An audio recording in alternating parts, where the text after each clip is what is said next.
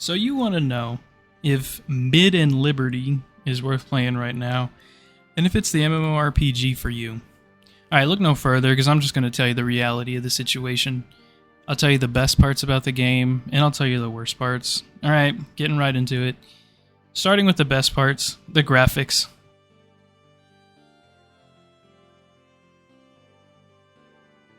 Alright, yep, looks cool. Anyway, moving on. It's not class-based, it's weapon-based. So you'll have 2 weapons, about 8 skills from each of them, and you'll be able to combine and synergize your movesets based on that. Honestly, not a bad design. I thought I was going to hate it more. It's actually pretty cool. Next thing is the co-op dungeons. The dungeons itself, they're not as hard or intricate as Lost Ark. There's just enough difficulty to create fun.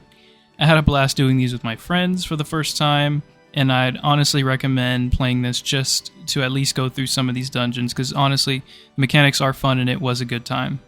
Up next, it's a free-to-play game, but you don't ever have to swipe. I thought this was actually probably one of the most unique features about the game. When you get your drops, you can sell your drops on the auction house for the premium currency. And it's the same currency that you use to buy Battle Pass, the skins, and even gear for yourself. So in theory, if you play enough and you get lucky enough, you can sell your drops and make enough money to become a whale. That's what a lot of people are doing. Actually really good. Props for them for having this kind of system, and haven't spent a dime on it. And I'm decently geared, and most people are decently geared, so that's good. If you want to spend money, you can, but you absolutely do not have to. Now the bad. The traversal system. The traversal system is absolute trash. I've seriously thought about quitting this game multiple times based on this alone. In this game, you turn into animals to get around faster. I don't know who thought this was a good idea. I guess on paper, it sounds cool, but in practice, it's hot garbage.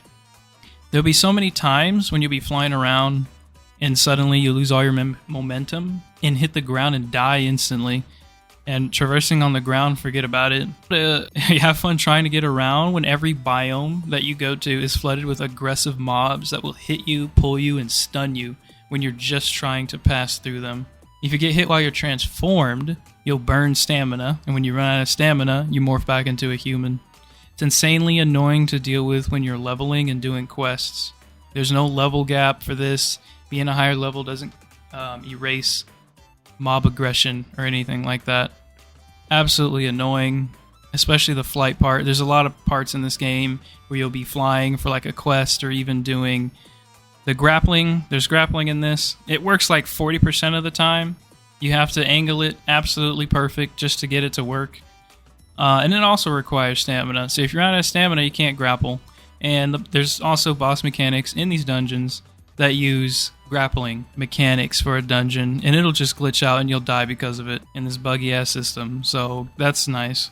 The whole thing needs to be deleted or reworked, as this is the #1 complaint I've heard from every player who's played this game so far. Now this is a big one. This is terrible. This is absolutely... Pay attention to this, because this will probably make or break whether or not you play this game. Everything in this game is being pushed towards PvP. You do dungeons, you get gear, and you do all of this so that you're strong enough to do World PvP or Guild Wars PvP or a Castle Raid PvP.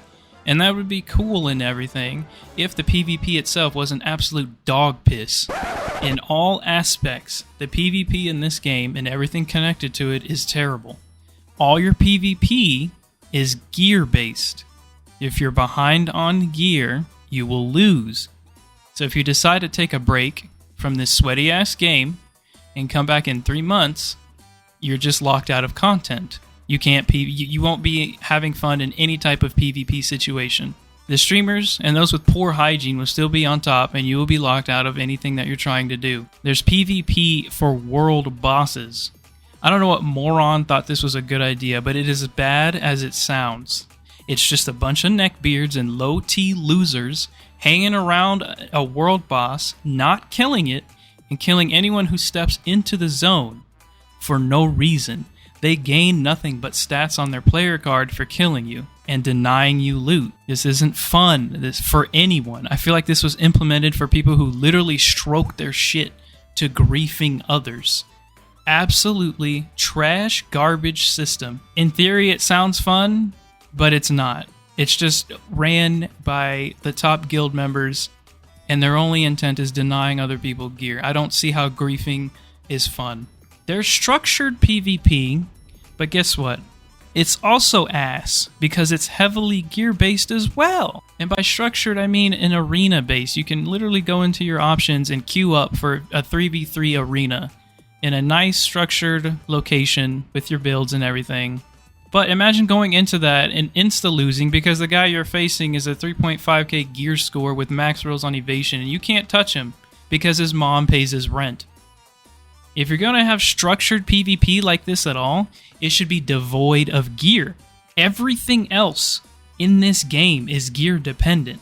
So why the fuck is the structured format also gear dependent? Lost Ark did not have this issue. Lost Ark had both. You could go to islands and PvP people with your gear. But the main part of Lost Ark's PvP was going into arena where everybody is equal and having fun that way. Your win or loss should be decided on how you play, not how much money you've spent on the game or how much time you've spent in the game. That's boring, and that's garbage. So you can't even play this game just for the PvP if you wanted to take a break and come back later. There's even a trinket you're supposed to go out of your way to craft for PvP that lets you break crowd control every 2 minutes. Bro, if I'm not playing PvP if I need to go to Mordor and retrieve the one ring in order to win, fuck you. Overall, the end game is mid. You do your co-op dungeons, you do your contracts, your abyssal tokens, and that's it. The only thing left to do is PvP. But we already covered why it's trash.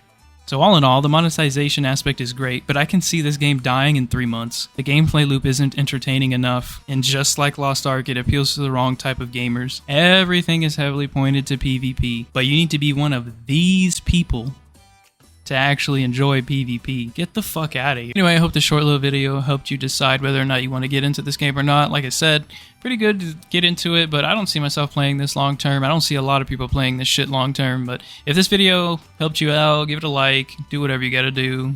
I just did this for fun for the most part, just getting my thoughts out there. But anyway, bye!